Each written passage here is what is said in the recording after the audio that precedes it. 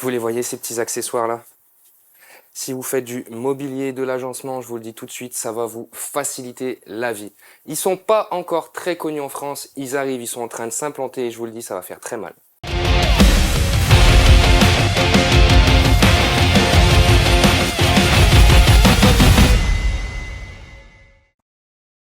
Je vais commencer par vous expliquer qui ils sont. Donc c'est la marque Craig, c'est une entreprise familiale américaine qui a commencé en 1989. Ils ont débuté petits. Aujourd'hui, ils sont à l'international et ça va vraiment vous faciliter la vie.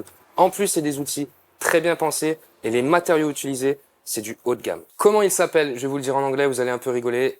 C'est le Shelf Pin Jig.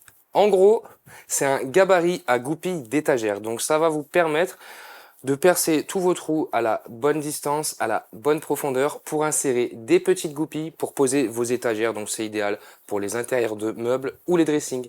Vous voyez, c'est ce genre d'outil-là où cette petite partie va s'insérer dans les trous qu'on perce et cette partie-là dépassera pour recevoir l'étagère qui viendra se poser dessus. Alors pourquoi il est bien pensé? Première chose, vous voyez, tous les rangements sont inclus pour insérer nos accessoires. Première chose, et ça, c'est vraiment un bonheur. Ça vole pas de partout dans la caisse à outils, c'est impeccable.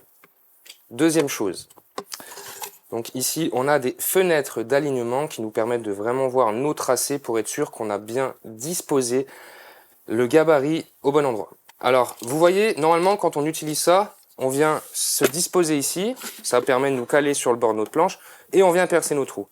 Et il a une petite fonction qui est vraiment cool, c'est que cette petite baguette vient s'enlever et on peut poser notre gabarit n'importe où sur la planche et faire nos trous là où on le souhaite. Ça, c'est les guides de perçage, c'est en acier trempé, donc autant vous dire que c'est du costaud. Les forêts, c'est pareil, c'est des forêts qui sont vraiment qualitatifs. Là, cette rondelle nous permet de ne pas pouvoir aller plus profond, donc au moins on a la vraie profondeur. Les trous sont espacés de 32 mm et ça perce en 5 mm de diamètre. Alors, comment ça marche? On met en place tout simplement notre gabarit là à l'emplacement prévu. On le fixe.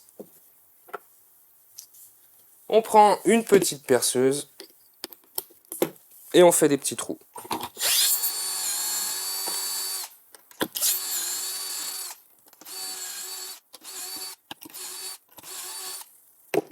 Ça, c'est la première partie. Bon, à quoi ça sert ça, à votre avis?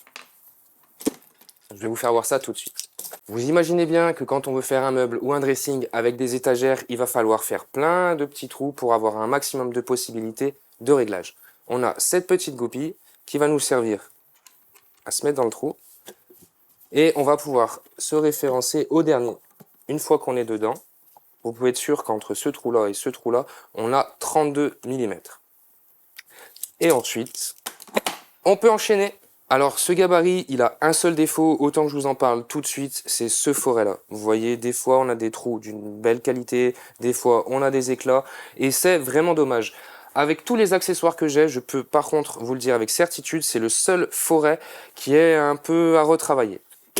Alors, ce gabarit, il est bien, parce que vous voyez, on a cette petite partie-là qui peut se déclipser, et qui va nous permettre, si on a un deuxième gabarit, de pouvoir le mettre clipsé ici et ça nous fera une plus grande série de trous.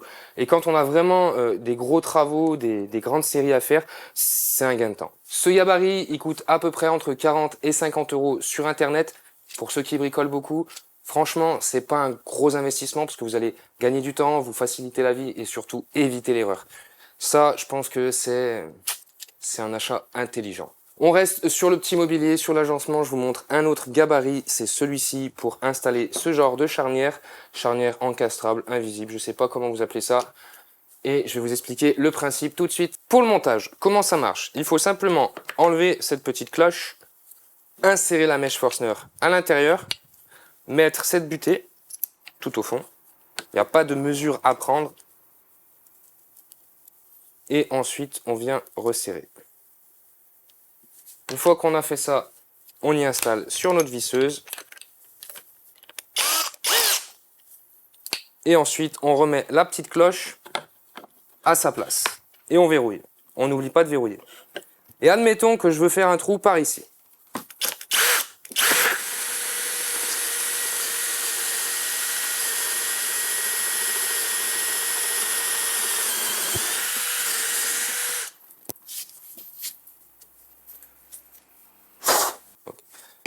Et là, on a un trou qui est parfait pour insérer notre charnière.